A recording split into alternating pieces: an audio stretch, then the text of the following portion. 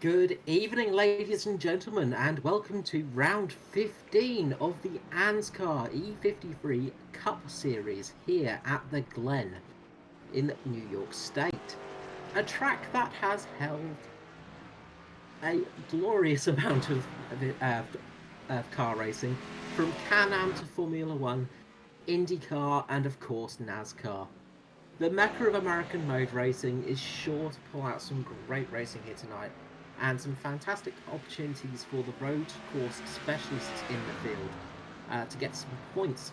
Speaking of road course specialists, I don't have one in the box with me tonight, but I do have Ryan Jones. Hey Ryan, how are you going? Good evening, Carl. Good evening, everyone at home. It's going to be a good race, this one. We got a very close qualifying session.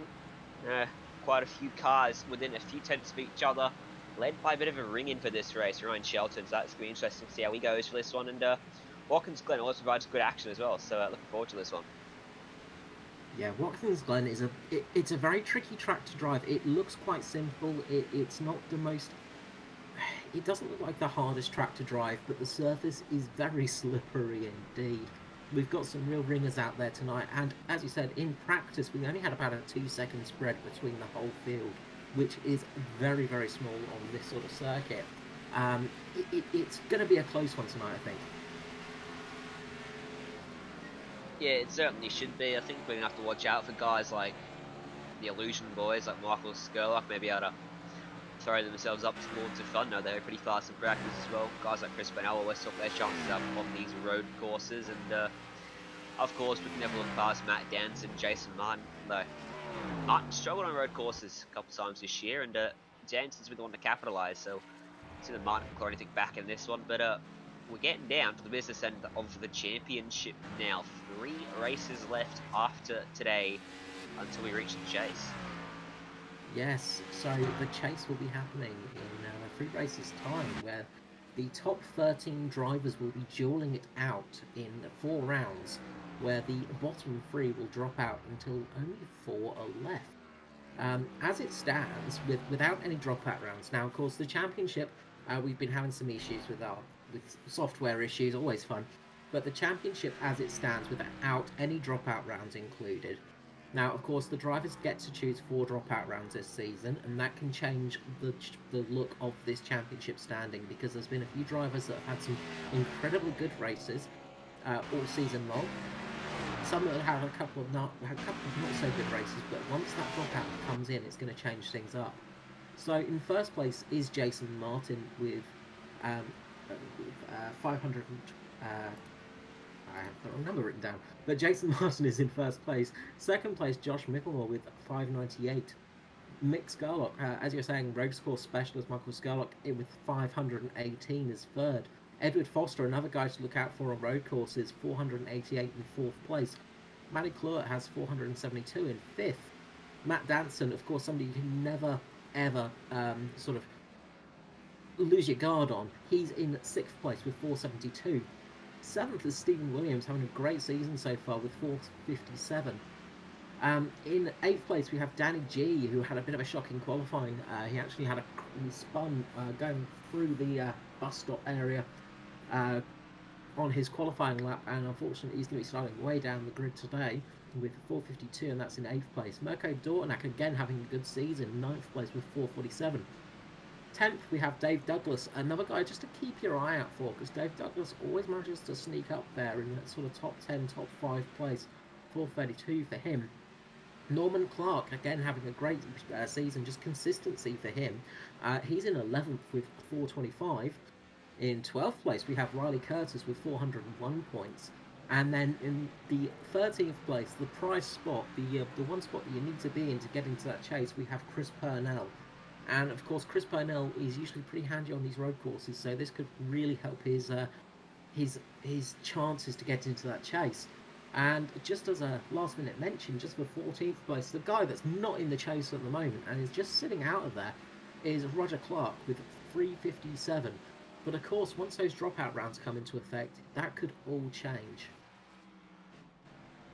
Yeah, it certainly could, and something you haven't mentioned there, Carl. You've forgotten. You wrote it all down and you still forgot. The number one driver at the end of the regular season will get a guaranteed spot in the final four at the final round of the championship. It's the reason we have 13 drivers for a 4-round chase and not 12. So that's the biggest advantage that the championship winner is going to get. So someone like Jason Martin, if he can hold on, will be guaranteed a spot at that final round. And when you've got Talladega as the round one race, you really want to be guaranteed. Yeah, absolutely. Talladega is going to be a roll of the dice indeed. But the cars are lining up on the grid now, getting ready for their formation lap to begin this race. We'll run through the grid for you. We'll see it come up on screen as we run through it. Starting off pole position, Ryan Shelton in the 51 car, the Yank, has turned up and put it on pole. Matt Morris, road course ring in as well. Second place for him. Chris Purnell, we talked him up. Michael Scott, we talked him up as well. It's all Illusion Motorsport, road number 2. Jason Martin up there in 5th place, our championship leader, and he's got Matt Danson in behind him. That's a juicy third row of the grid. Joshua Carl Wald and Mirko Dornacher in behind them ahead of Nick Boyst and Matty Cluett, who rounds out the top 10. He'll be looking for a good result today. Now he talks up his chances on the road courses. Matty Raymond and Edward Foster share row 6 with Stephen Williams and Dave Douglas up in behind them. Then Josh Mickelmore, all the way back in 15th place, a bit further back than we'd expect to see him normally. We're looking to see him make his way up through the field throughout this race, with Aaron Wilton starting next to him. Hamish Gallagher, car number 1, starts from P17 with Robert Mason. And there's Daniel Stevens, Norman Clark that round out the top 20.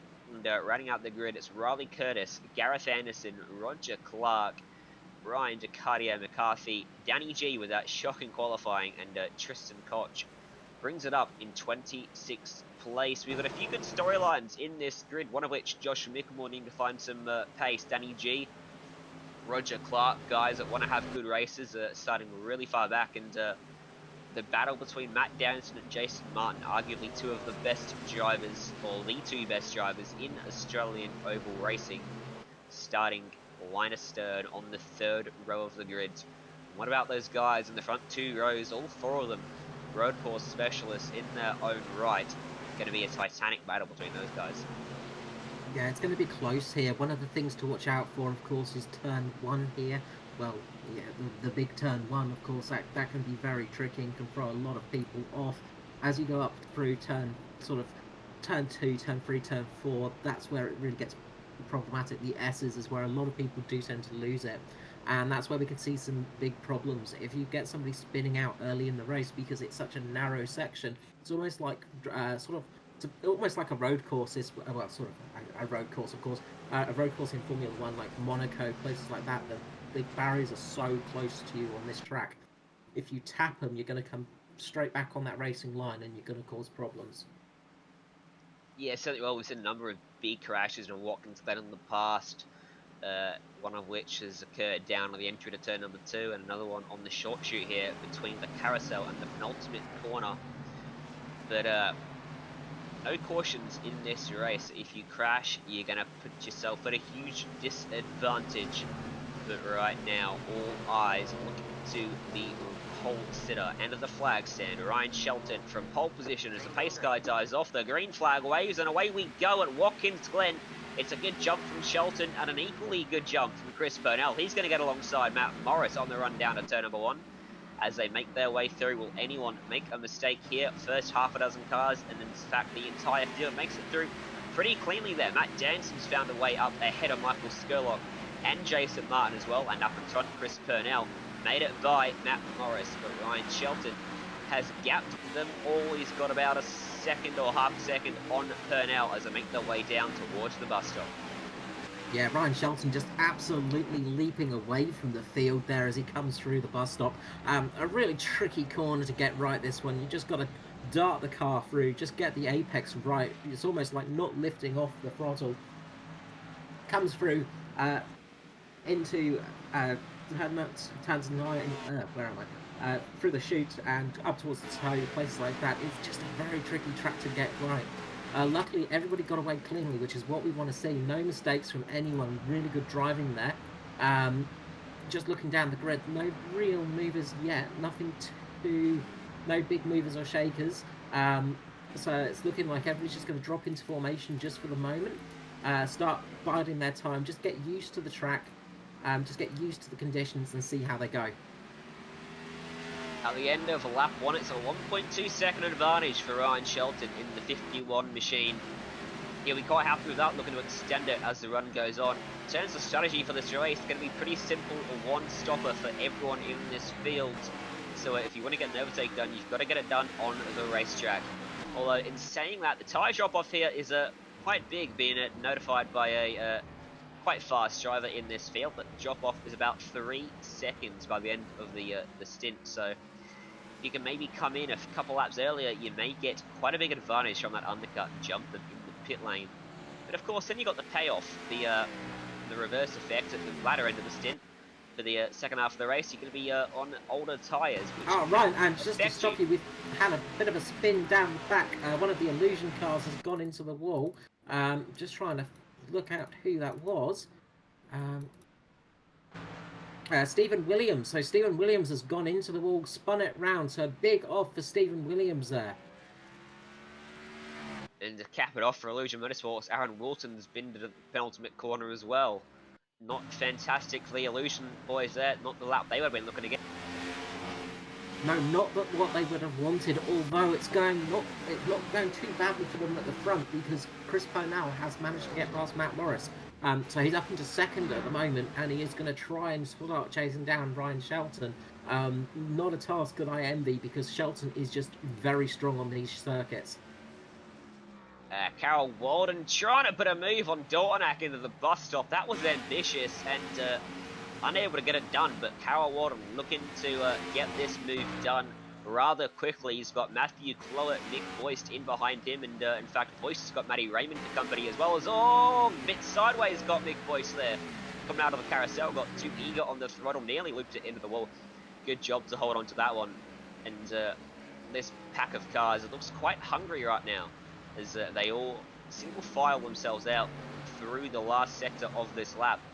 And we're going to see a bit of a ebb and flow in this race, I'd say, as drivers try to hold on to their tyre life and try to stretch their fuel a couple extra laps. Maybe if they want to go for the overcut strategy. It should be an interesting one as we make our way onto lap number 4 now. Yeah, well, it's all about conservation of your car. It's about looking after the car, looking after the tyres, trying to keep everything clean, trying to, you know, not have any issues, not get any damage, of course. Nick Boyce there has got some damage possibly to the front of his car now. That's going to cause some issues. You know, it can cause tyre wear problems. It can, you know, cause issues as you're going through corners. It just throws you off a little bit. But getting the car to just try and get a little bit of extra life in it, just if you can possibly sort of get the tyres holding on a little bit stronger through this race, you might be able to get a little bit more pace. Just as we come up to sort of around about the lap 10 mark, you might just start getting a little bit of pace onto some others there. Certainly a possibility, and another possibility in this race is battle for second place. Seeing a feed position swapped, it's starting to close up. Purnell not making any inroads on Ryan Shelton. The gap now out to 2 seconds last time around, and he's got Matt Morris for close company and another Mr. Matt Danson in behind him. And I dare say Danson's going to be looking to make some moves. It's a bit far down in the championship, but down than you'd expect someone of his caliber to be. He's about 5th or 6th, I think. Yes, and sorry, Riley Curtis just coming through turn 11 onto the start-finish straight has just lost it slightly. The car just got loose going through that final corner, and he slapped it onto the inside wall of the straight there. He managed to keep the car going, but he's lost a fair few positions.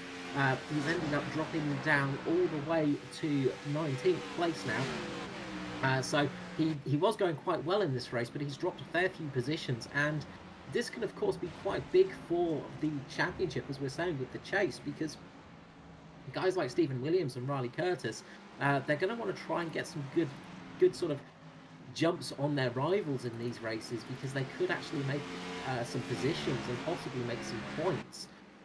So of course it's all about that sort of thinking about your championship as well at this stage of the season. Yeah, every point matters, as always, in motorsport, because anything can, probably will happen throughout these races and throughout these seasons. But right now, they're all doing their best to keep their cars clean. But Purnell is doing his best to try and hold off Matt Morris, who's closed up, and Purnell gets it sideways, gets up onto the curb, gets it out onto the grass. Now Matt Morris going to have a run at the bus stop, but defensive goes Chris Purnell. And Matt Morris has no way through at that point in time, but this has allowed Matt Danson to the rear end, and Purnell has overcooked it through the bus stop, right a bit wide. And these three cars are really Constantine it up now as they make their way through the carousel. Can Morris get the exit he's looking for and maybe put a move into the penultimate corner? He could be close enough if he's feeling brave. He's certainly going to show the nose, try and put him off, but not going to go for it that time around. Morris looking eager. Purnell looking a bit ragged right now as Morris has another sniff on the entry to the final corner. Purnell's just hanging a bit up and over the curbs, getting a bit loose, and he's not looking too comfortable in there in second place. No, he's hitting the curbs pretty hard, and that's really putting the car off balance. That's what let Matt Morris just get up there so quickly. He just caught the curb pretty hard, and again, he's just gone over the curbs, lost some time. He's just not got quite as much drive coming out of the corner there, and this is allowing Matt Morris to get behind him as they go up through the S's and back onto the back straight now. He's pulling away a little bit, but Morris is going to maybe try another attack through the bus stop. He's sort of defending now. He's having to do the defensive battle against Matt Danson. A bit of shades of the Bush, Byron, and Bubba Wallace battle of the... Oh, and Purnell just gets a bit loose going through the corner there. Except these guys are yet to make any contact, resulting in a spin, although I probably shouldn't have said that because I guarantee they're going to do it now. One of the trickiest things in motorsport is trying to attack and defend at the same time, is what Matt Morris is trying to do right now. You've got someone like Matt Danson behind you, you've got to watch those mirrors, but it looks at the moment that Morris certainly has the pace over Chris Purnell. That gap's open up to 4.5 seconds now between the top two cars, and this battle has also allowed Michael Skurlock and Jason Martin to close up, and Carol Walden, he did make that move stick on Mirko Dornak just a couple of laps ago. It appeared that he actually let him go through, did Mirko Dornak, not willing to battle this early on. Quite the contrary to his teammate Chris Purnell, who's shown already he's willing to go defensive, and Matt Morris is willing to use the bumper on lap 8. What is 45 laps? So if you want to defend, you're going to have to defend for a long time here, Chris. Maybe worth just letting Morris go. We've seen in the previous races, Morris can be a bit aggressive and has a record of losing control of the car and spinning out, so we'll see whether he can finally crack that today, as he might finally crack Chris Purnell now on the run down to the second last corner. Gets to the inside, bit of side draft coming into effect there, and they're going to run side by side. Purnell's not going to give it up. He's going to have the inside for the final corner. Great racing from these two guys, not to make contact, but look for the cutback here from Matt Morris. Great racecraft, gets the power down now. He's going to have the run down the main straight, and he may be able to clear him in the braking zone. Matt Danson's trying to have a sniff as well.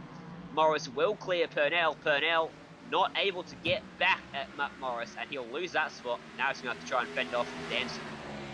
Yeah, Danson just trying to get a little bit of the draft there as Morris went through. If anyone's going to battle it out for a whole race, so it's going to be Chris Purnell. He is not a driver that's easy to pass. He races hard, and we've seen it before on some of these road courses where he has raced very, very hard indeed. But this has allowed everybody to close up, and we've got Jason Martin just on the back of Skurlock now.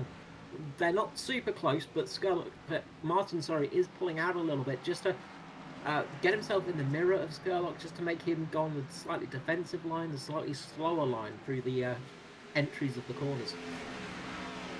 Yeah, I think from this far back, Skurlock's not going to be too worried at all about Jason Martin. He's not close enough to make a move, and if he did make a move, it would result in contact and a penalty for the 21 car. So not close enough to grow it and go defensive just yet, but certainly maybe in a few laps' time, if Martin keep up this pace, he might get there. But Matt Morris is checked out on Chris Purnell at 11.5 last time around. Chris Purnell up in the low 12s. Not what he's looking to do is Chris Purnell. He's probably used up his tyres a bit too early in the early phase of this race, because his lap times are certainly a bit slower than... They're a lot slower than everyone else around him. They're a lot slower than our race leader, Ryan Shelton, who was about a second lap faster 2 laps ago, as Purnell got it really close to the wall. and this will allow Danson to get a run on the run towards the bus stop. Not going to be close enough. Purnell goes quite deep on the brakes. He may have overcooked it again, but no, he's got that one stopped pretty nicely. Purnell looks good on the brakes, but struggling for traction on the exit of the corners, it looks like. Yeah, and that could just be the case of just running that curve a little bit too hard. There are all these little things. Of course, the tyres going away, as you said, once those rear tyres start just overheating, just going away, disappearing on you, traction is the first thing to disappear on you, of course. The rear wheels do work very hard on these cars, a lot of horsepower going through the rear axle of these cars. Danson here just shaping up on Purnell. Maybe not close enough this time round, but he is probably going to dart out to make Purnell just have to look in his mirrors and just keep an eye on him. Just playing the psychological game here, just trying to force Purnell into a slight mistake, just by making him watch his mirrors, the old racecraft thing of the drivers. Matt Morris is pumping in some good lap times at the moment. He's currently lapping faster than our race leader, not by a huge amount that last time round, and yeah, by not a couple of milliseconds, but it was very close indeed. So he's actually got some speed in the car at the moment, Matt Morris. He is pulling away. Here he is, and Chris Purnell being a bit of a cork in the bottle for these guys at the moment. Not able to carry the same pace as Matt Morris, who lapping the same time as our race leader last time around. He'll be happy with that, and he'll be hoping maybe to close in far enough to be able to execute an undercut strategy maybe as we get towards pit stop phase. Should be around lap 22 or 25. Halfway through this race is in the background off the track when Jason Martin loses a spot to Joshua Walden and loses all the ground he'd made up to Jason Martin, to Michael Skellock even. Yeah, all that hard work just undone so quickly, and it's so simple to do here. This track, as I said, is very unforgiving. You just get a slight bit of wheel spin, you just get slightly offline, and the car will just not want to turn. You just lose traction so quickly as Purnell gets so close to the wall there. You might have just lifted because that's allowed Matt Danson to come down the inside, down the outside, through into the bus stop he goes, and Matt Danson has taken Chris Purnell. Really nice move there by Matt Danson. It looked like Chris Purnell just almost lifted slightly, or just had a momentary sort of just ease off the accelerator, because he did get very close to the wall. But that's allowed Matt Danson just to get that run on him into the bus stop and go straight through. Really good move by Matt Danson. Let's see what pace he's got now. Yeah, Purnell's been struggling through that S's section, turns 2, 3, and 4, and struggled again that time around as well. I think we're going to see Purnell come into the lane probably earlier than a number of the guys around him, because he's certainly struggling with his tyres at the moment. But what we might do is go on board with Matt Danson, and we'll take you for a lap around this Watkins Glen track as we come out of turn 1 into turn number 2. Bit of undulation and elevation change in this Watkins Glen track. The S is the biggest rise you'll see. Very tricky. You can't quite go flat out in these NASCARs through there. You've got to be very careful on the throttle. And then it's this fast run to the bus stop. The bus stop, you're going to pick your braking zone of the number of markers there on the left and right hand side of the racetrack. Bounce it over the curbs on entry. Bounce it over the curbs on exit. Use as much of the track as you can. And then you've got this really long carousel, the right-hander. Absolute torture to your left-hand tyres. Absolute torture to the impatient drivers out there who just want to get that power down, as Danson gets it down quite nicely there. You can see Matt Morris off in the distance. And the penultimate corner, quite tricky. You take a look at it here. The outside of the corner sits higher than the bottom. It's a little banked. It's a little bit off camber on the apex of the corner as well, which means it's very easy to miss the apex and then go straight off the track, as Martin did earlier. Final corner's a bit easier. That one's nice and banked. Allows you to carry a bit more speed there than you would normally expect. Allows you to take the run down the main straight, downhill braking zone of turn 1, and you can use a lot of the track on exit for turn 1, but Matt Danton opting to keep it within the intended track limits there. Although it should be noted, RSing won't give you an off track unless you get it out onto the grass. Yeah, they're a bit lenient on the track limits there. Sometimes it is easy to go wide. Danson there just set a very good lap time. He was about 5 tenths quicker than the leading pair that time round. So Danson's definitely got some speed in that car now. He's got some free air and he's got past Chris Purnell. Purnell now has the problem of his teammate coming up fast on him. Mick Skurlock is coming up right behind him now, and we're going to see if those two illusion boys want to play fair, just let the slightly faster car through, or if Chris Purnell is going to race hard with Mick Skurlock. Well, the interesting thing is the top 5 cars, with the exception of Matt Danson, all ran 12.6s last time around. So Chris Purnell seems to have recovered a little bit from his drop in the times earlier, and is starting to get his momentum back. As last time around, he drops to a 13.1, and once again loses all that pace. The slowest guy was Ryan Shelton, 12.9, half a second slower than Danson and Matt Morris behind, so we could see this battle for the lead start to close up as we make our way through this race. We're a third of the way through now, 33%, lap 15. Yeah, just watching Ryan Shelton, is you just watch him going through the corners. He's just so smooth. There's no extra movement in the car. His steering is just so easy that it almost looks like he's not trying. Which is one of the worst things to see when you're watching a racing driver, if they look like they're not trying, because they are so skilled, and it makes you feel so bad about your own skill, because you look at them and you go, how come they make it look so easy? But these guys that are fast, like Ryan Shelton, just make it look easy. And this smooth, easy motion on the car means you're going to make less tyre wear. It means you're not going to get the tyres going the opposite direction. You're not going to get the friction involved. So you're going to get the tyre wear a little bit more even. It's going to mean you're going to have to eke out a bit longer sort of stints, things like that. He's just lifting and coasting a little bit through some of the corners, and he's just having an easy time out there as he goes past a lapped car at the moment. And it's a pleasure to watch somebody like that drive, because it reminds me very much of Jenson Button. Jenson Button's always very smooth, although Ryan Shelton just gets a slight tweak of the car there going through the S's. They're just so smooth, and they manage to just keep the car so pristine through the lap, and it almost looks like they're not even going fast when they are going incredibly fast. Yeah, Shelton's struggling now at the moment. He's losing out to Matt Morris and Matt Danson. We saw Matthew Clewett and Mick Boyce both come into the pit lane that time around. A little bit earlier than I expected to see guys come in. A little bit earlier than I would say you'd be able to make it to the end based on numbers I was given before the race, but who knows, maybe they were complete rubbish, those numbers. We'll find out, see whether those guys make it a two-stop strategy, and whether they think that might be the fastest way around this track. Ryan Shelton, once again, a high 12, and once again for Matt Morris, it's a 39. Matt Morris struggling that time around, Matt Danson only a couple tenths faster, so it ebbs and flows this gap. They're all closing in still, but Shelton just seems to be a bit inconsistent with these lap times at the moment, and the guys behind certainly catching up to them. There's still a decent battle going on for 6th place. Carol Walden, Martin and Dornack all running pretty close together as well. Another good battle out there is between, I was watching it earlier, Dave Douglas and Josh Mickelmore. Mickelmore's still pretty close to him. Sorry, Brian. Dornack just made contact with the wall as he came up through the S's.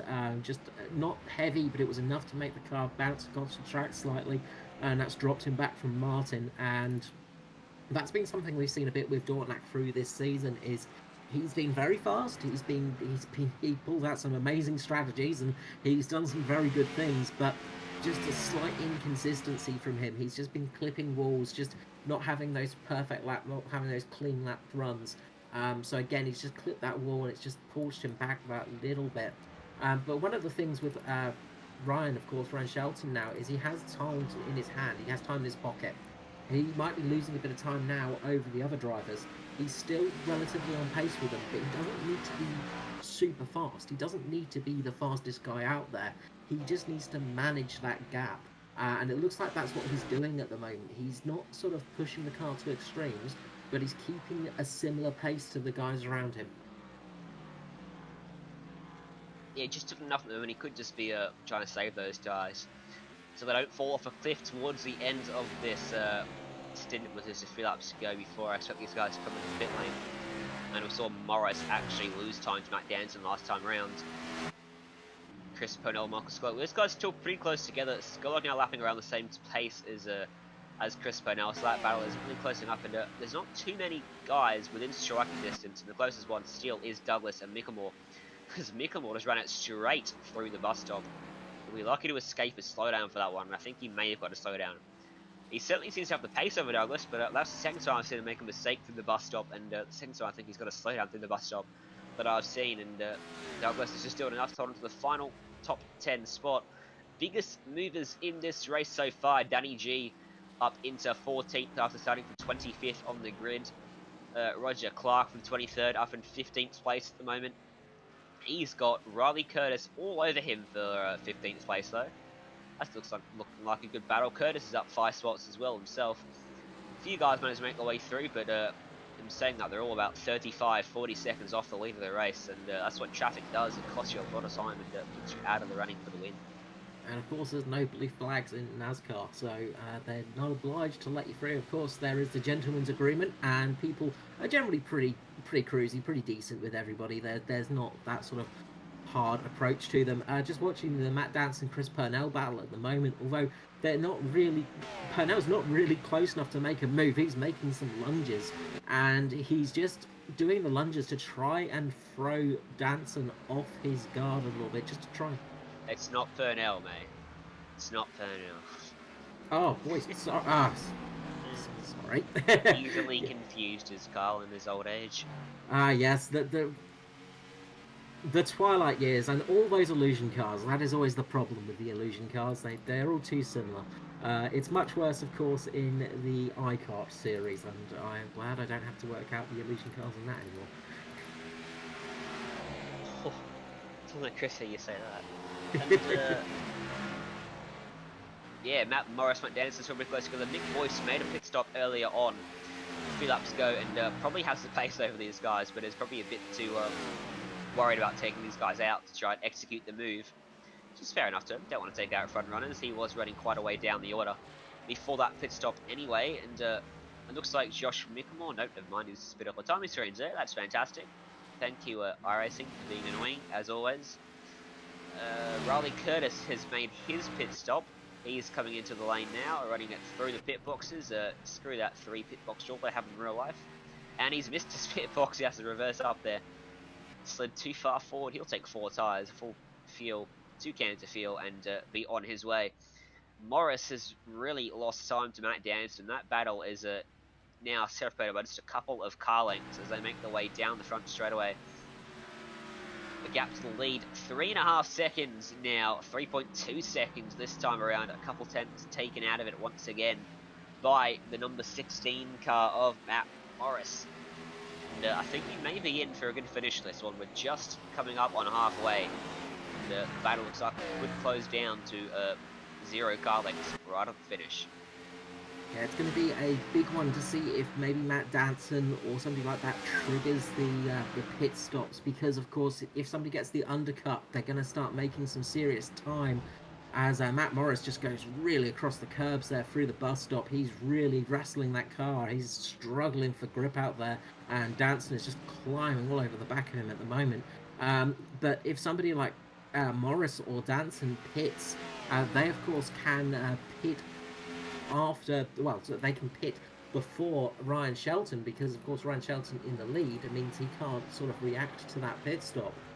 But of course if Matt Morris tries to make the undercut pit stop, then Matt Danson's probably going to try and do the same thing. So it'll be interesting to see who triggers it first. I imagine we're basically just going to see fuel numbers for the moment, see who can go the longest on fuel. Big chunk out of Shelton's lead that time round. Yeah, Shelton is just hemorrhaging time at the moment. So it's going to be interesting to see who pulls the trigger. Skurlock has gone in. Mick Skurlock's come in. Joshua Carroll-Walden, Marco Dortnack, all in the pit lane at the moment. So there has been the trigger pulled on that group of cars. That could leave Chris Purnell out in the wilderness. He was having a battle with Skurlock and Carroll-Walden, might lose out to them, as might Jason Martin. We'll see whether they go for the overcut strategy. See whether any of the race leaders decide to make their pit stops now. Lap 22 was the lap that Mr. Ryan Shelton said that we could expect some pit stops, and a lap 22 is a lap we saw pit stops happen. So kudos to him. That was a decent number he gave me. We'll see whether he sticks to it though. He's making his way through the penultimate corner now. The pit entry on the right-hand side of the track, not the left-hand side, as with the ovals in the game, and he is indeed coming into the pit lane, slows it down through the apex, dives down into the lane he comes. He won't get undercut in this race. He will get overcut though, because Morris and Danson have both stayed out, and they'll take the lead of the race now. Yeah, and Chris Purnell is following him in, as well as Jason Martin. So those guys are making their pit stop now. It's going to be interesting to see how much time Skurlock can make on his outlap, because of course that car is going to be nice, and the tires are going to be nice and sticky and fresh. That's really going to help him out. And poor Joshua Carroll Walden has just come out in the mother of all traffic loads. He is just fighting traffic at the moment, and he is just hemorrhaging time. But Skurlock is in free air at the moment, so he has had a really good sort of leap with that one, and he's going to come through and pass the pits now. He's just passing his teammate. Across the line they go, and he's jumped him by a fair margin. Yes, it jumped by a fair margin, and Danny G as well is just sticking there. But of course, Danny G has not made his pit stop yet, so Danny G is still out there on old rubber. So he's in effectively he's in ninth place at the moment, but he's not really there. He's going to drop down a fair bit once he stops, but he's probably going to try and go as long as possible just to see if he can get slightly better times for the remainder of the race. Yep, and Jason Martin managed to jump Joshua Carroll Walden as well, which is unsurprising after Carroll Walden got stuck behind Roger Clark, who was really struggling for pace, and as a result of his tyres this time round, and as Danny G gets out of the way for Matthew Clert. Danny G yet to make his pit stop. Jason Martin will probably find an easy passage past him as well. But it looks like Matt Morris and Matt Danton all both going for the overcut here. They're going to have fresh tyres towards the end of the race. They're going to be losing 10 tons of time right now to Ryan Shelton, but in the long run they should have the pace towards the end of the race where they can chase him down. And it was the end of the stint where Shelton was struggling, so that could be a bit of a double whammy for him. Yes, and just something I just want to mention as well that's just been affecting a couple of drivers just in the South Australia region is there's been a bit of flickering due to iRacing and servers and good old Australian internet. A fair few South Australian drivers have been complaining about that tonight, so a couple of drivers are just struggling with a couple of technical difficulties on their cars and their connection issues. So if you see a couple of flickering out there, some of the South Australian drivers are having a bit of trouble. Racing drivers will find any excuse as to why they're having a bad run, and it seems that applies to sim racing as well. If there's an excuse to find, a racing driver will find it. Exactly, and Danson had closed right up to the back of Morris through the pit straight last time, right? It was 2 tenths the gap. And but now he's lost a bit of time. Coming off turn 1 through the S's, they went. But I think Danson's happy and content to just sit in behind Morris for now and wait till the pit stop phase to make his move, as Morris butchered the bus stop that time round and cost himself a lot of time. We'll see whether Danson does make a move here into the penultimate corner. If he gets a run, he should be close enough, but it looks like Morris has just about done enough as they came out of the carousel to keep his car about 3/4 of a car length in front of that number 30 interesting livery car from Matt Danson. Big boys, it should be mentioned, still sat behind these guys, not made a move on them. And Danson comes in now. So, just with Ryan Shelton, he was about 4 seconds a lap, 4.5 seconds a lap faster than these guys out in front. Those new tyres definitely about. You're losing like 4 seconds in those stints, so yeah, that 3 to 4 second mark for the stints was definitely correct as well. Oh yeah, Shelton's coming onto the main straight now, and Danson's yet to even stop in his box. He gets it stopped now. Going to be a long way behind. I wonder if we may even see Michael Skurlock and Chris Purnell jump ahead of Matt Danson. And, I think we will. They're coming down the straight now. Danson's got the right sides up in the air, and now he pulls away, but it looks like Skurlock will jump in. Chris Purnell will maybe jump him as well. Yeah, that's the only two, and yeah, he's come out just in front of, well, a fair bit in front of Jason Martin. who has Joshua Carroll-Walden trying to climb back his position. Um, but yeah, Matt Danson has lost a lot of time there, but now, of course, he's on those fresh tyres. He's got nice, fresh rubber himself that's going to stick to the track and give him some adhesion, and that's going to let him get some time back, possibly, as Matt Morris comes into the pit lane now. So we will see if Matt Danson can manage to jump Morris. By the looks of things, the undercut is the sort of way to go on that. So it looks like Morris is going to possibly lose that position as he's coming down the pit lane now as Danson is coming through the last few corners. He's going to be coming out a fair bit in behind Danson as he's just coming off the jacks now, and the right tyres are going on. Danson goes past. Yeah, he's made up a heap of time there. Morris has just lost a heap of positions. He has. He's going to come out side by side with Jason Martin as well. He won't want to be behind him. He's going to be side by side with him. And looks like Martin's just going to hold it wide and allow Morris to get through. He almost came back into the left rear of the 16 there.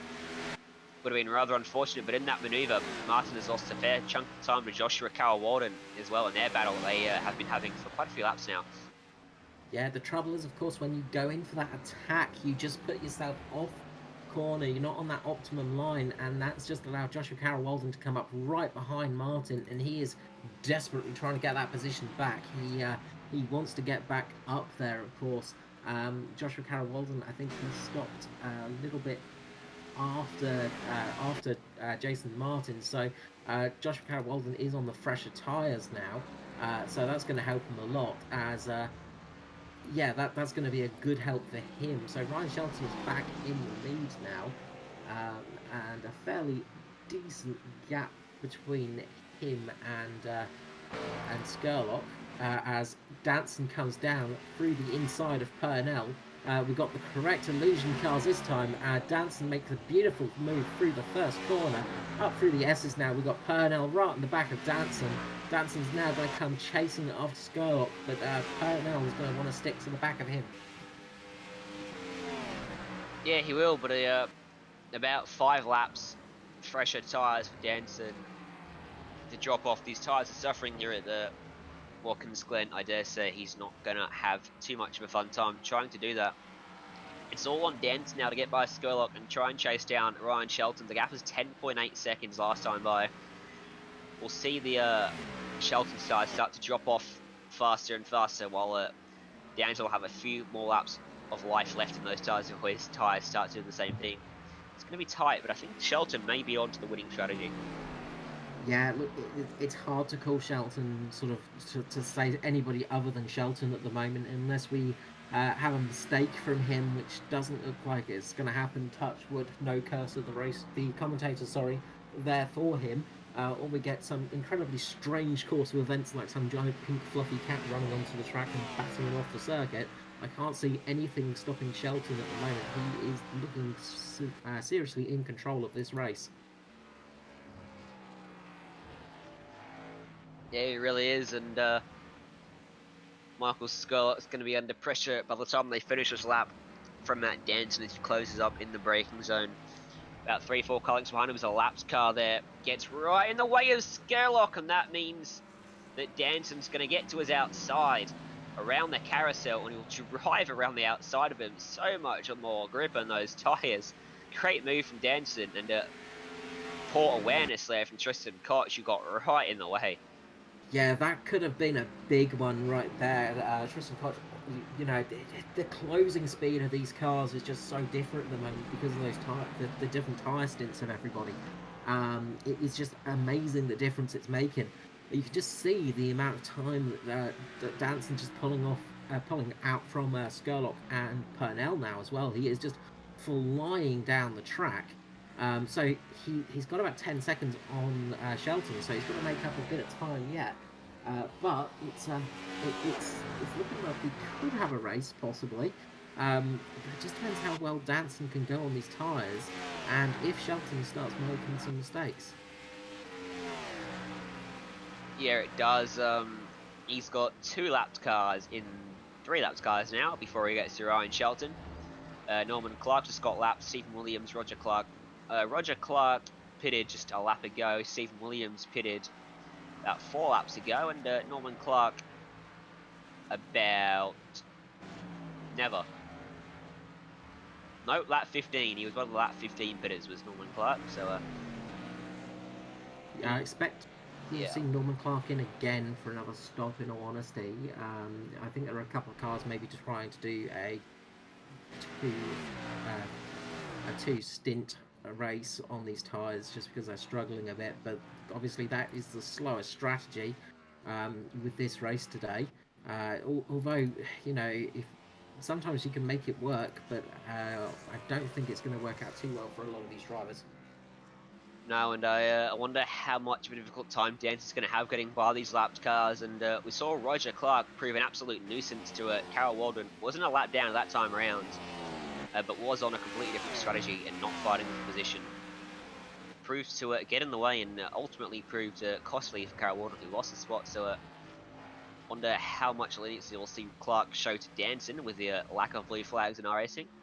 So I reckon Roger Clark's a little bit peed off that he's back there in 22nd place on the outside, looking in for the chase at the moment, and results back in P number 22 won't help him in that quest to get in. No, the quest to get into the chase is the hard part, and he's just on that outside edge, and he's so close to it. He is getting so close to that sort of that area for the chase, but he's going to be annoyed out there, and that can always be a problematic thing when you start driving a little bit annoyed, you get angry. Of course, you tend to drive a little bit harder on the car, you tend to be a bit harsher on the tyres, things like that. So you can sometimes cause more problems for yourself than you want to. I'm just flicking through the field at the moment, just seeing what's going on battle-wise. We've still got the Jason Martin and Joshua Carroll-Walden battle sort of happening. It's moved a bit in Jason Martin's favour at the moment, though. He has pulled out a little bit of a gap, although he's made a bit of a mistake through the S's, and that's allowing Joshua Carroll-Walden to come down and pass Jason Martin down the straight, and into the bus stop he goes. Joshua Carroll-Walden getting past Jason Martin there with authority. Jason Martin just making a bit of a mistake. Yeah, Martin doesn't like these road courses, does he? We've seen him struggle over the last couple road courses in the Cup Series and Thunder Series as well. That's a good exit he's got from the carousel. He's going to be close enough to make a move. Carroll-Walden's not going to go defensive, and Martin's not going to go for the move either, and going to sit in behind him right now. Another battle out on track with Skolak and Purnell, and just keeping a quick eye on that one. No moves being made there. So they're going pretty wide actually down the main straight. Matt Morris splitting through the middle of those two. He's on the warpath as well, trying to make some time back up as they go side by side through turn 1, and Morris should be able to get this move done to Chris Purnell through the S's with relative ease, and will clear him there. And now Purnell will lose a bit of momentum, but he's got enough of a gap over Skolak where he shouldn't be in too much trouble there. Yes, and currently, well, the last lap, Matt Danson was at 9/10 faster, so Matt Danson putting in some serious time on those laps and trying to close the gap. He's currently closed by about 3 seconds, the gap from first to second. It's going to be interesting to see what Matt Morris can do here as well, because he's on those slightly fresher tyres as well. His tyres are 1 lap newer than Matt Danson's, of course, so that might be helping him out a little bit.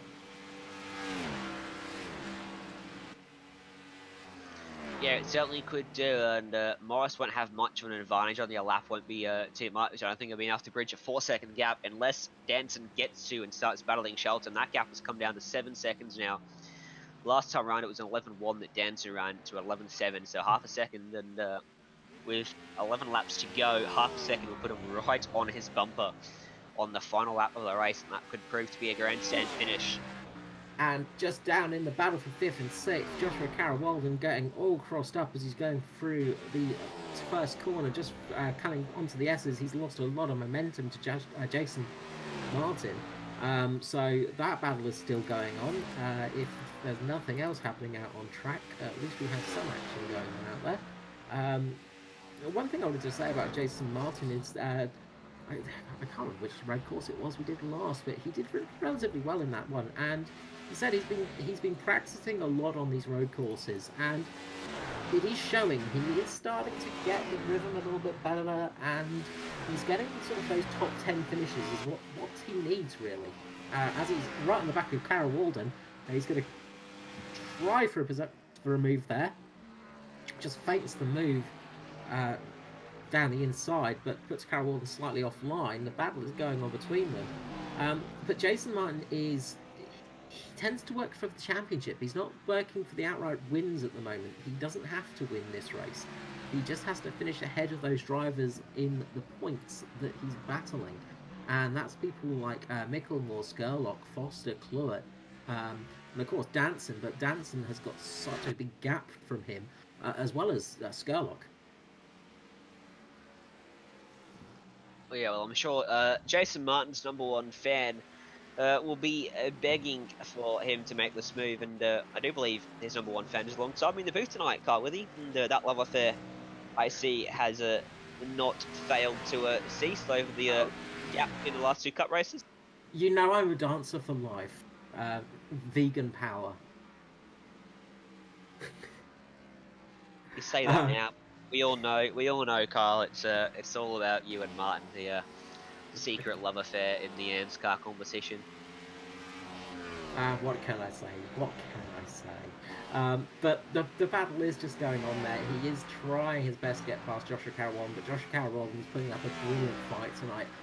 Joshua Carroll as well has just improved so much this season. We've seen him just getting that speed up and that consistency as well. He has just been really putting in the effort, and it shows. You know, he's doing quite well in the sort of in his sort of drives. He's getting some good positions and good finishes for a few races. He's still not got that full consistency, but he's got some speed and he's getting there. And that's another thing. It's good to see some of these drivers just improving on different tracks, different courses, and different disciplines.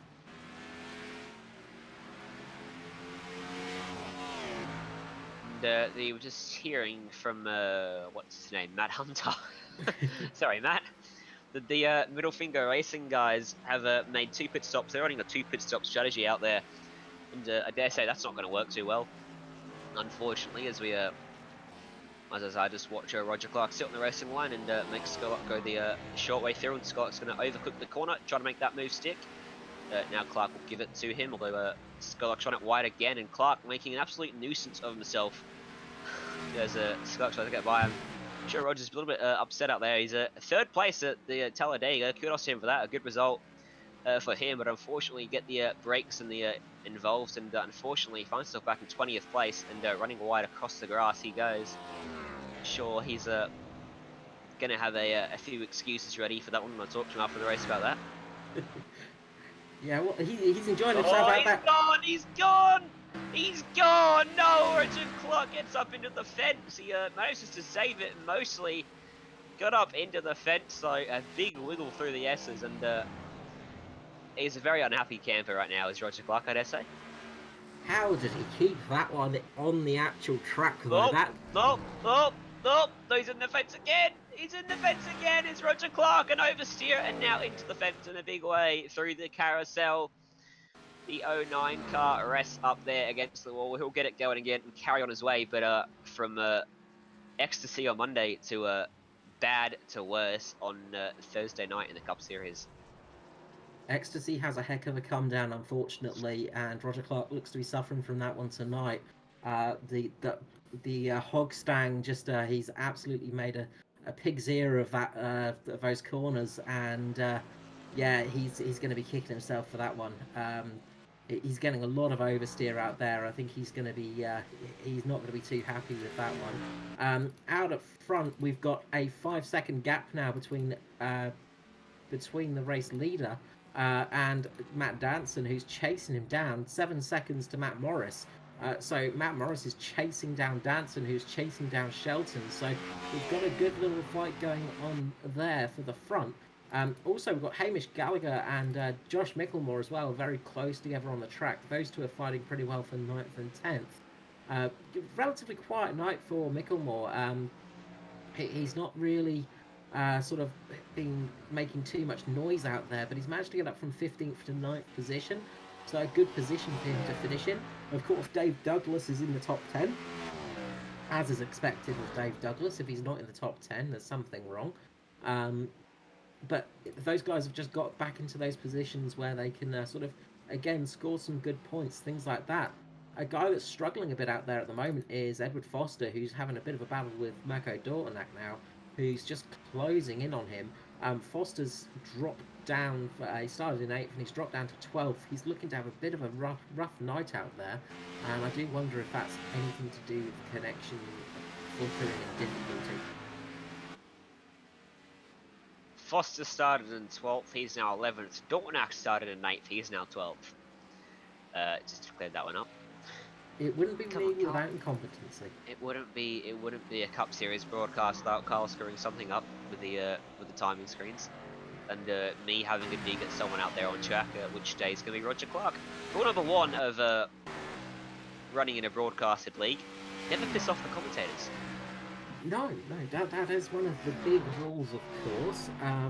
It's advice to those new drivers out there: be nice to the commentators, and they'll be nice to you. Send us money, and we'll be extra nice, and we'll give you some on-air time as well. Ryan Shelton leading the race still. Matt Danson's just had to get through the mother of all traffic, and now Matt Morris is coming up to that as well. So he's going to have to battle through a couple of Illusion cars and an MFR car that, of course, is on fresher rubber now. But Danson has got through and is chasing down Shelton as fast as he can. But Shelton is just putting in the times just to keep that gap there. So Shelton's still doing what he needs to do. And as this race comes to a close, he's looking good. There's only 5 laps to go, so unless Matt Danson can pull out a second a lap here, he's not really going to get enough to get past Shelton. He needs a mistake from that 51 car to be able to get by him, and it's looking tough for him at the moment. May have stayed out a lap or 2 too long on the overcut strategy there, did Matt. Certainly Matt Morris stayed out a bit too long as well. He's back there in 3rd place, not going to get to Shelton unless he makes a big mistake. Probably too far back to get to Matt Danson as well. Let's have a look at the gap this time around. It's going to be 3.6 seconds, a 12.5 for Danson in reply to a 12.8 from Shelton. 3/10 a lap, not going to be fast enough, Mr. Danson. No, they're not getting there. Danson's going to do his absolute best, and that MFR car is pushing him along as well. So I think it's Norman Clark behind him, which I'm probably wrong about. Yes, I am. I picked the wrong MFR car, of course. But yeah, they're really trying to hustle them along, and Danson is really pushing the car to the extremes. But the beauty that Ryan Shelton has is he doesn't have to push. He can just settle into a nice pace, a nice groove. He doesn't have to chase down anyone. He just has to be consistent. And, well, he's been consistent all night. Yeah, he certainly has been, and he's led from the lights to... He's led from the green flag, and he's looking to lead all the way to the checkered flag as well. And, with the exception of the pit stop phases course, but everything always gets shuffled up. This time around for Ryan Shelton, it's going to be a 1 minute 12.7. Matt Danson's going to do a 1 minute 12.5 and get overtaken by the MFR car, Daniel Stevens. And it's not going to be enough. He's not going to get close enough, barring mistakes, as Stevens gets right out of the way there after making a move. And Matt Morris at 12.4 as well. So it looks like the top 3 are almost settled now, with just a couple laps left to go in this race. The battle for 4th place is settled down. Purnell, 2-second advantage over Skurlock. 6th place is about half a second between them, but Martin's been there all race long, cannot get that move done. There is a good battle happening down for 17th place. Mick Boyce and Aaron Wilton. They're pretty close together. Well, they have spread out a little bit since I last looked at it. There's a couple of battles going on. One that I'm just actually looking at right now is actually Matthew Clert. He's the lead 2-stop strategy car. He's done this. He's done the 2-stop strategy, and it's helped him get past Edward Foster. So he's taking a few positions. He's climbing up there, and he's catching on Mirko Dortnak at a vast rate of knots as well. But it's not really worked out for the race for him. It's you could say it's not worked out too well. And Jason Martin is on the attack again on Joshua Carroll Walden. Joshua Carroll Walden doing a fantastic defensive drive at the moment, just keeping Martin behind him. Here he is, he's just trolling now for a bit of grip out there, and can't quite keep that gap to Martin. He's been holding for so much of this race so far. And, we saw him lose the lead of the race earlier on, or lose the lead of this battle earlier on as a result of the pit stop phase, but mistake from Martin, he got himself back through, and now Martin will be hoping for a mistake from that brightly coloured Carroll Walden car in front of him, as Walden gets a bit wide through the second part of the S's, and this may allow a run for Jason Martin. I doubt that will actually happen. He ran quite wide in the 21 car there, got it under the grass and got quite close in the bus stop, and they both run it very deep through there, but Carroll Walden a bit smoother and holds on for now. I wonder if we'll see a last-minute dive from Jason Martin for 6th place here. Or as it comes down through the chute. He might have a run. He's going to have a lunge. Surely he have a look here.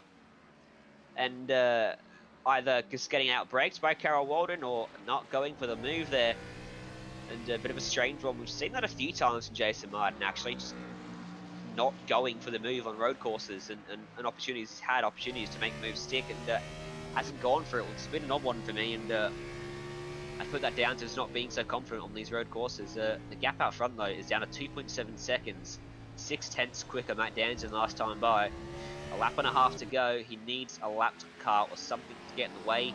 Danny G and Tristan Koch are there in front of Shelton. We saw Koch get in the way of Skullock earlier on. Maybe he'll do something again through the bus stop that'll spice it up for sure. And Daniel Stevens, though, is harassing the back of Matt Danson in the meantime, and he'll be hoping Stevens doesn't go for the move as he shows a nose and decides better of it.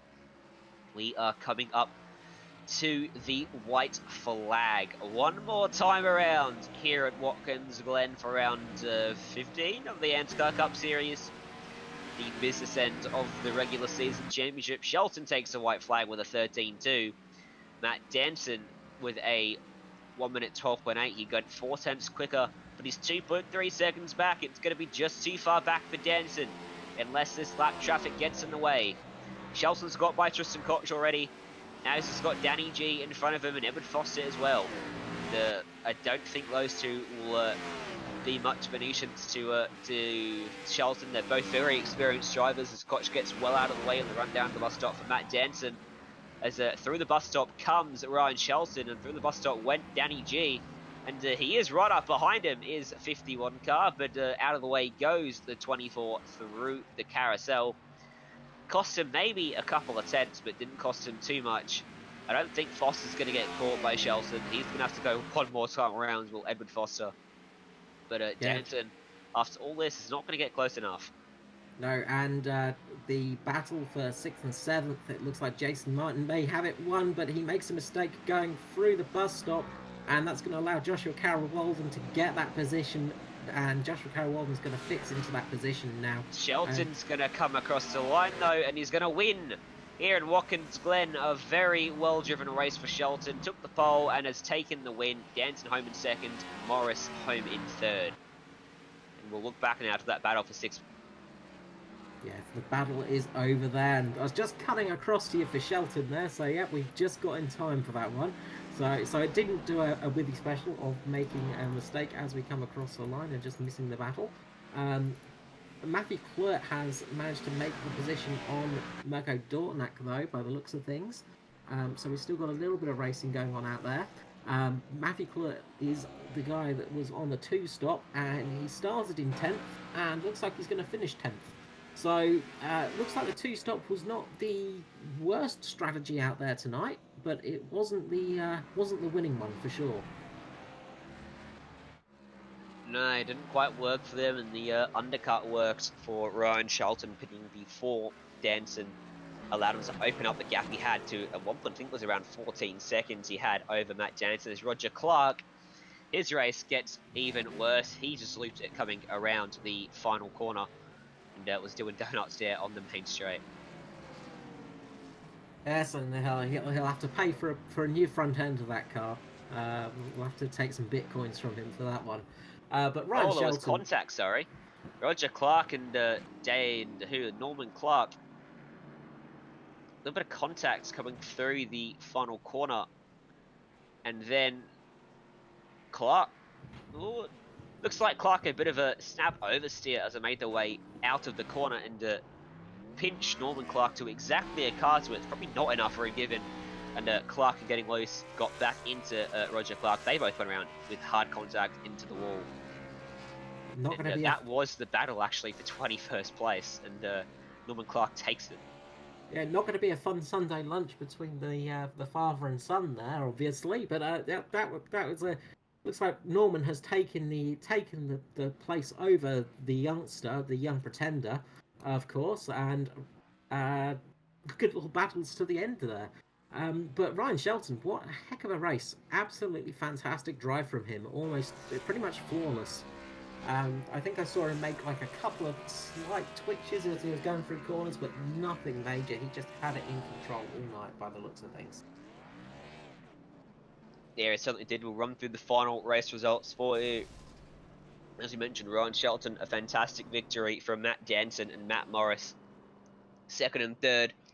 Chris Purnell, best of the rest, back there, 20 seconds adrift in fourth place. He held off Michael Skurlock, who rounded out the top five. Carol Walden took sixth place ahead of Martin. Dave Douglas came up 6 spots to finish eighth. Mick Moore up 6 spots as well to finish ninth. And Matty Clute finished where he started, the two-stop strategy there in 10th place. Mirko Dornak lost a spot at the end to Cluett and finished 11th. Hamish Gallagher came up 5 spots and finished 12th. Edward Foster finished 13th. Danny G started way back in the field, came up 9 spots in the end to finish 14th. First car a lap down. Daniel Stevens 15th. Mick Boyce, Matty Raymond, Aaron Wilson, Stephen Williams, and Gareth Anderson running out the top 20. That was Norman Clark we saw on that crash to the line with Roger Clark, who took 21st place ahead of Roger Clark. Ryan DeCardia McCarthy, 23rd, 24th for Christian Koch, Tristan Koch even, and Robert Mason. Riley Curtis rounding out the field here at Watkins Glen. Yeah, so nice to see a slightly new face there with Ryan Ducati McCarthy there. Not a driver I've seen in the Cup or Thunder from last year. So a new face out there, 2 laps down, but he finished the race and didn't look to sort of get into any trouble out there. But of course, we're going to be jumping to the winner tonight, obviously. So Ryan, I'll let you lead away with Ryan. All right. Ryan Shelton, welcome up to the performance he's streaming. Biz, congratulations, mate. That's a pretty convincing win you made, although they got close in the end, didn't they? Yeah, it was tough on the tires today. It was a lot tougher than I thought it was going to be. Just ran the front tires all the way down on that first stint. And came in and tried to do the undercut on them because I knew that they were probably going to go either longer or I didn't just want to get eaten up by them on the undercut. And then I came out and I thought I was comfortable with a 10-second lead after the pit stop, and they started coming, and about 3 laps to go, that's when I realized I actually had enough room. But before 3 laps to go, I really thought that Matt Danson was going to catch me. So overall, it was a fun race. It looked like a pretty smooth drive out there for you as well, leading the almost the entire race. You just lost out on it through the pit stop phase. I spoke to you before the race regarding the strategy for this one and the fuel numbers. Was there anything untoward that you discovered, or you mentioned the tire wear? Was that the only thing that really threw you off for this one? Yeah, the temperature was a little bit hotter than I expected, so the track was a lot hotter than I wanted it to be, which in turn makes less grip. And for me, I was overdriving it that first stint. So that first stint was me just trying to try to get away from the pack, just so I can cover the undercut. And I realized it's about four seconds for the undercut, so I just decided to make a real quick pit stop, real quick, and get in and out, and hopefully try to run away from them and make sure they don't, make sure there's less of the pack that can get by me on that.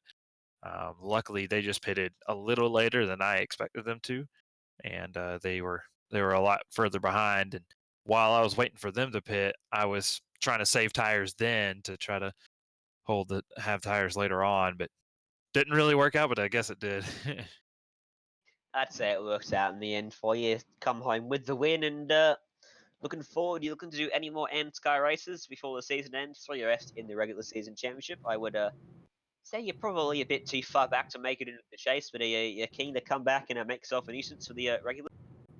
Yeah, I try to race this whenever I can. Normally, my work schedule gets in the way for most of the time, but I do try to race these as much as I can. All right. Well, we look forward to hopefully seeing you back in the last few races of the season. Before I let you go, any shout outs you want to give? Oh yeah, a team, Beast Racing, allow me to race this car that's got a race spot and iRacing Esport Network and uh, Prestige Worldwide. It's got them all on the car, so I'd like to thank them for allowing me to run with their car. Alrighty. Well, thank you very much. We'll see you next time. Thank you, man. That was Ryan Shelton, your race winner from tonight. And Carl, take your pick. We got 1, 2, 3, 4. We got about 9 or so drivers up there in the green room. Who do you want to interview? Well, I'm going to be dragging down Joshua Carroll Walden. Joshua Carroll Walden, Carl Wither here, Performance E Streaming. How are you going? Yeah, I'm not doing bad, Carl. How about yourself? Not bad, not bad. Thank you for giving us some entertainment out there tonight. How was your race?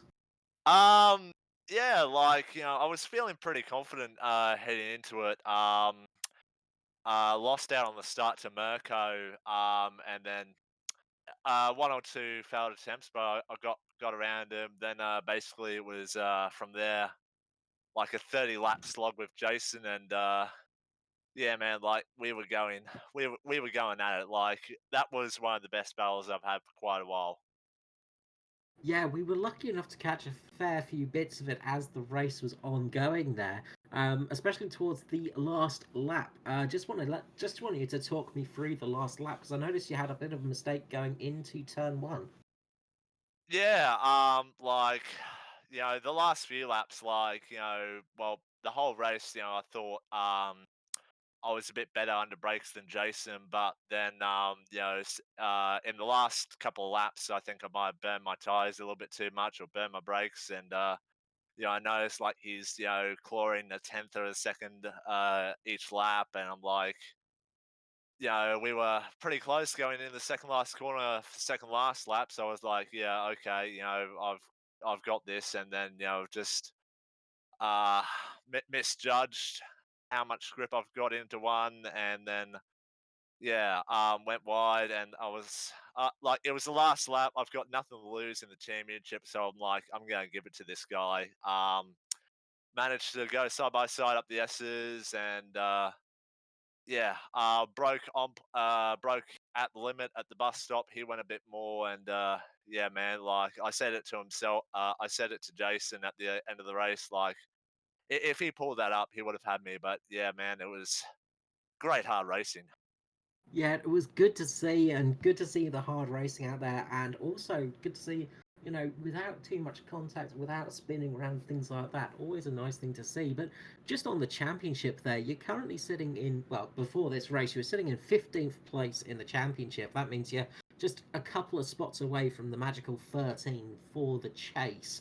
Of course, so you're actually looking, you're relatively sort of in the numbers at the moment to actually get into the chase, possibly. Do you think how do you feel your chances are for the next couple of races? You've got 3 more races to get some good results in there. Of course, you've got your drop rounds coming in. How do you feel it's going to go for the rest of this season and for that sort of chase battle? Well, in terms of the next three races, the biggest obstacle for me is Darlington. Like, I'm not that strong.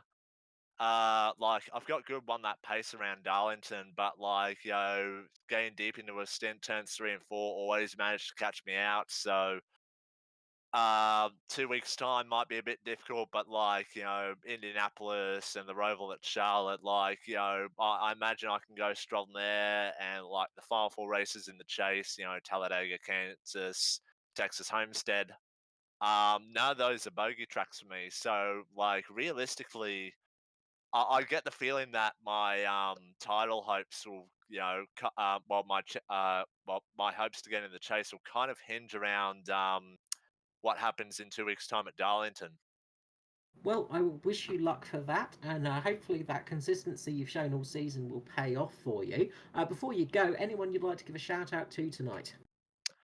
Yeah, like I'd like to give a shout out to you guys, you and Ryan in the commentary box. You know, you guys do a fantastic commentary week in, week out. Shout out to Matt Hunter, good camera work, and he makes the stream possible. Um, Shout out to all the ANZCAR admins, Edward, Rog, Danny G for making this league possible, and shout out as well to Jason Martin for a great battle. Thank you so much, Joshua Carroll Weldon. We'll hopefully see you again in the box sometime soon. Joshua Carroll Weldon there, managing to finish in sixth place. So yeah, good position for him. So last interview spot, Ryan, your choice. I got a couple ideas going around, but two guys I wanted to talk to just jumped up into the AFK channel. Norton Clark and Roger Clark. That's a shame. So I guess I'm gonna grab Aaron Wilson because I've seen something interesting come up in the ANZCAR Discord. I want to talk to him about. We didn't see much of him this race, but let's find out what happened to him. Well, Aaron Wilson, welcome to the Performance Shipping booth. Haven't seen you up here, and not that I can remember. So welcome. Yeah, g'day, Now, guys. sorry, I just want to ask you something. What happened to your VR, Aaron? Yeah, I think it was about 10 laps to go, and one of my little lighthouse sensors fell down. And so my VR tilted me onto a 45-degree angle, and whenever I'd hit the reset button to reset it, it'd start kind of spazzing out, and yeah, it was kind of strange. So I had to drive with my head on a 45-degree angle for the last 10 laps. You were in the battle with Mick Boyce, weren't you, at some point in that race? Yeah, me and Mick we were both doing pretty similar times. At one stage, I think my tyres were a bit better than his, so I got in front of him. And then it wasn't long after that, the leaders caught up to us, so I kind of yielded to let the leader through. And then I had my VR issue, and so then, yeah, I was out of any competition then. Yeah, well, I saw you quite close to him towards the end of the race, and I guess now we know the reason why you dropped so far off the back. But we didn't see too much of you this race. How would your race pan out from your point of view in terms of the strategy and the pre-planning and how it actually panned out? Yeah, the race didn't actually go too bad. I didn't get the result I wanted, but me and the boys at Illusion, we put in a bit of practice for this race, and I went out and I did what I normally do and stuffed up in quali. So I think I started 16th or around there, but got a little tap early on in the race from someone that put me off the track, and then I was just trying to fight back from there. And I had pace. I think I was about 4 or 5 seconds behind the guys in front of me. I made up that pace and then came in and pitted at the halfway mark. I was planning on pitting early, but because of that incident early on, I just went with I'll pit at the halfway mark and pretty much just drove my own race from there. Well, I'd say coming home 18th after that disaster for your VR is not something to be sneezed at. I think there's a number of drivers out that would most definitely have put it in the fence. From what I'm looking at on the ANZCAR Discord page there, and so congratulations to making it to the end. Looking forward though. Couple of races coming up that should be very interesting. You got any hopes for some top 10s, top 5s, maybe a sneaky win? Yeah, hopefully. I've been out of the ANZCAR stuff for a while now. I've just been a bit flat out with other things, but it was good to come back tonight and have a run. And looking forward to getting into the next few races and hopefully getting some good results. All right. Well, we look forward to seeing you battling it out again. It's not been the same without you, Aaron. I've been looking for your illusion car, and it's just what we need, another illusion car out there on the track. But, Yeah, there's not enough. What are you going to say? Just illusion cars. They're my nightmare. Before I let you go, anyone you want to give a shout out to? Yeah, just shout out to all the boys at Illusion Motorsport. They basically helped me out tonight. I came in with the long time off, and without them, I wouldn't have been able to have the pace I had. And even finish. So thanks to them. Always good to have a good team around you. Definitely a team sport as motor racing. Well, thank you for having a chat, Aaron. Hopefully we'll see you up here a few more times for the season finishes. Cheers, guys.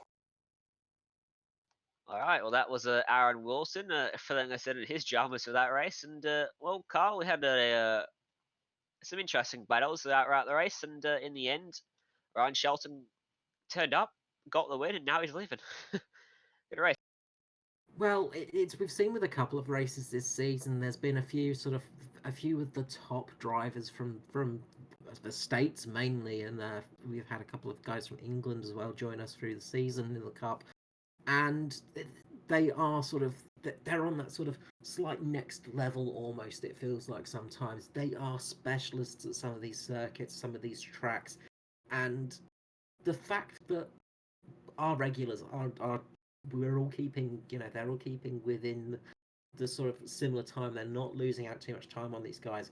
Just shows how competitive this series is, and that's what we love to see at ANZCAR for E53 Performance Streaming ANZCAR. It just really makes a big difference, and it's great to have that sort of parity almost. It's a very competitive series, and really anyone can win it. You can get some real surprises out there, and what a great race we had tonight. We had some fantastic on-track action. We certainly did, and we're looking forward to some more action next time out, which will be let me just bring it up on my phone. Darlington, I believe. Darlington. Yes. Yep. 250 laps around Darlington, running the fence. I'm sure we'll see 99% of the field get up into the fence at some point in that race, which will be interesting. We'll have some cautions, we'll have some drama, we'll have some good old racing, but most importantly, streaming will be back to broadcast the retro rounds. We'll see some retro paint schemes out there, which will be fantastic. But if you've got no last words, Carl, I think that'll about do us tonight, won't it? Yes, I think that is enough for this evening. So I think all that's left is to thank everybody for joining us. We will see you all next round. And for myself, Carl Withy, and of course, Ryan Jones and Matt Hunter on cameras, as always, doing a fantastic job in his production role and giving us the information that we need. Thank you and have a good night.